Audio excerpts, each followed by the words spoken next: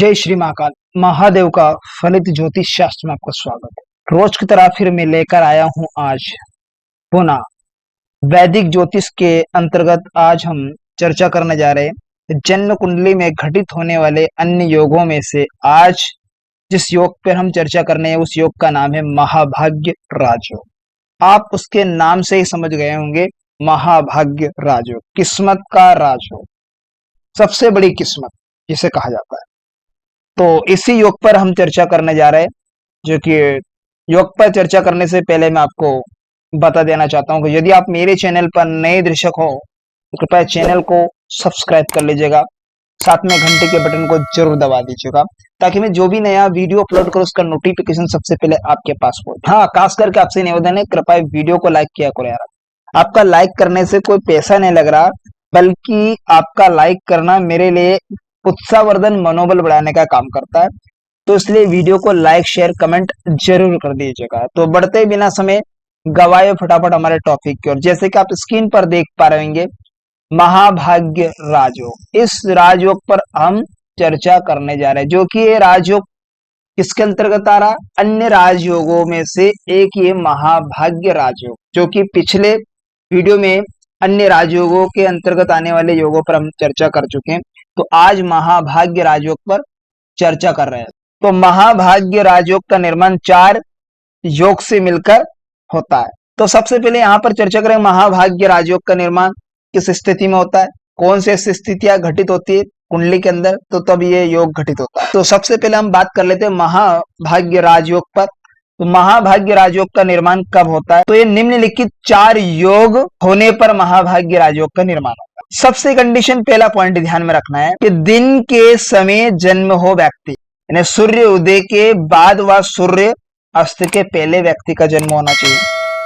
Second point को ध्यान में रखना है कि जन्म लग्न विषम राशि का होना चाहिए। जन्म लग्न किस राशि का होना चाहिए, विषम राशि का।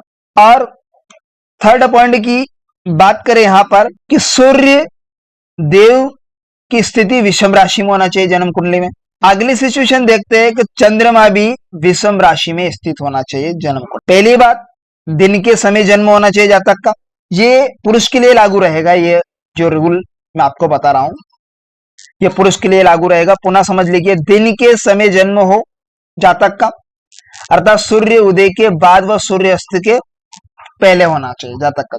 सेकंड पॉइंट को यहां पर देखना है कि जन्म जो लग्न होना चाहिए विषम लग्न का होना चाहिए। विषम लग्न होना चाहिए जातक का जब भी जन्म हो। राशि विषम होनी चाहिए, प्रथम भाव, कहने का मतलब जो राशि होगी वो विषम राशि होनी चाहिए, तो विषम लग्न होगा। सूर्य की कंडीशन की अगर बात करें तो सूर्य विषम राशि गत होना चाहिए, विषम राशि में सूर्य की स्थिति बनी होनी चाहिए, और चंद्रमा भी विषम राशि में बैठा होना चाहिए पुरुष की कुंडली।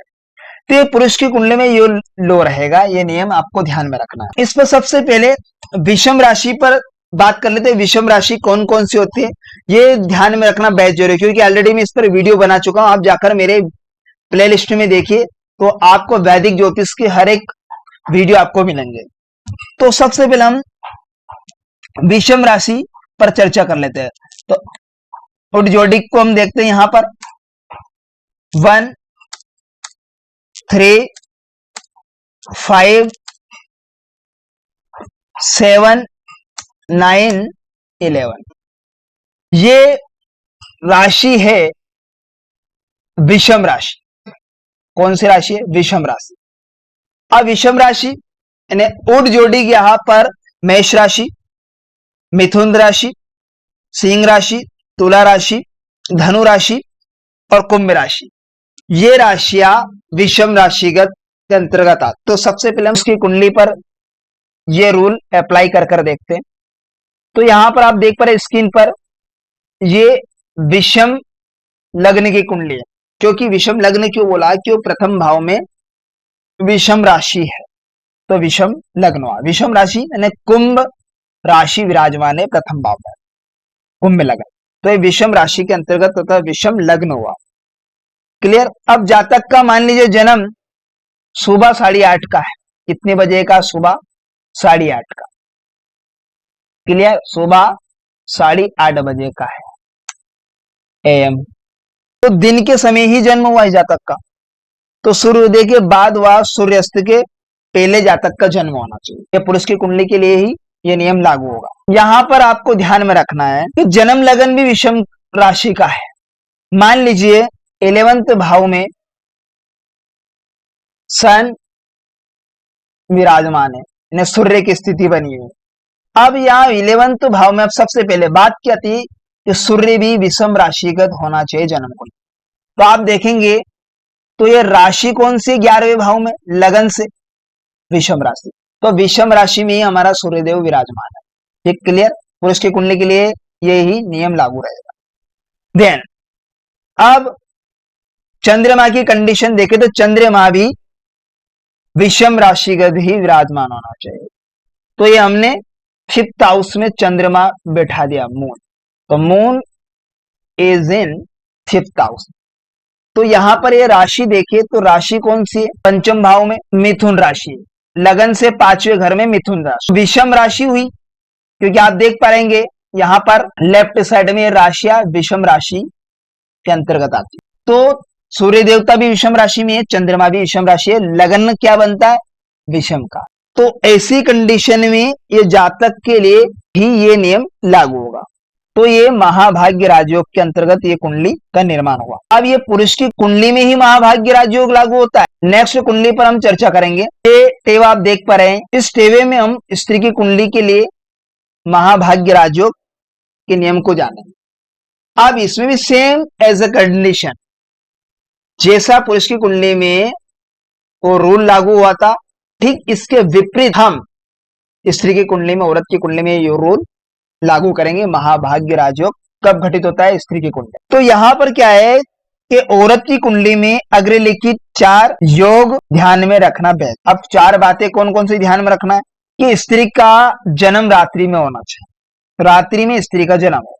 मान लीजिए 9:30 बजे रात्रि में जातिका का जन्म हुआ औरत का, तो ये आपको ये ध्यान में रखना। एक बात तो ये पहली। सेकंड पॉइंट को आपको ध्यान में रखना, जन्म लग्न कौन सा होना चाहिए, जन्म लग्न कौन सा होना, सम राशि के अंतर्गत जन्म लग्न होना चाहिए। अब चंद्रमा की स्थिति को देखकर चंद्रमा भी स्त्री की कुंडली में सम राशिगत ही बैठना चाहिए। फिर बात आती है सूर्य की, तो सूर्य देव भी स्त्री की जन्म कुंडली में सम राशिगत ही होना चाहिए। तो यह चारों बातों को पूरी तरीके से हमें ध्यान में रखना। तो ये आप स्क्रीन पर देख पा रहे हैं, ये कुंडली इस सम लग्न की कुंडली है। सम लग्न की अब सबसे पहले राशि को हम देख लेते हैं, सम राशि कौन कौन सी होती है।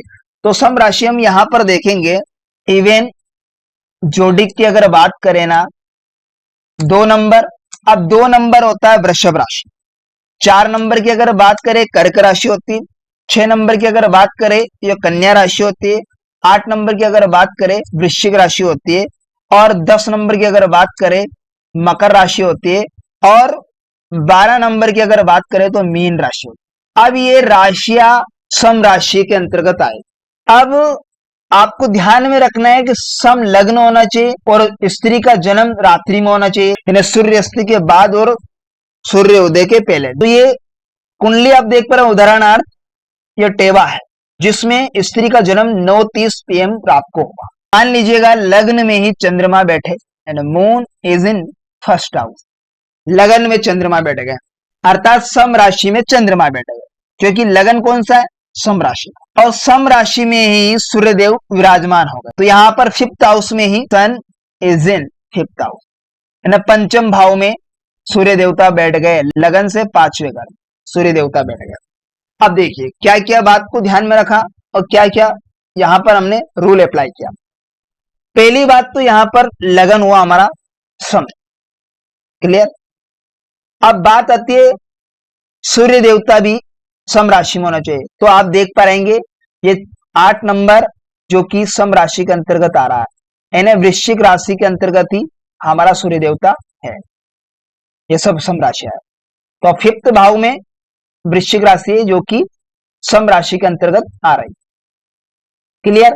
सेकंड पॉइंट, अब यहां पर बात रखना है कि चंद्रमा भी सम राशि में आना चाहिए। तो आप देख पा रहे हैं 4 नंबर कर्क राशि, क्योंकि लगन में सम राशि है और सम राशि में चंद्रमा बैठ गया, क्योंकि सम राशि की बात है, सम राशि में चंद्रमा होना चाहिए। ये स्त्री की कुंडली में महाभाग्य राजयोग लागू है। तो आज के टॉपिक में हमने सम और विषम राशियां के बारे में भी जाना और स्त्री की कुंडली में कब महाभाग्य राजयोग होता है और पुरुष की कुंडली में कब महाभाग्य राजयोग घटित होता है, इस पर हमने चर्चा की। इस योग में स्त्री या जातक का जन्म हो जाता है तो उसे क्या फल मिलेगा, उसका किस प्रकार से फल होगा। तो व्यक्ति दयालु, ईमानदारी प्रवृत्ति का होगा, चरित्रवान, प्रसिद्धि प्राप्त करने वाला, बड़े बड़े पदों को हासिल करने वाला, चरित्रवान, धनवान और भूमि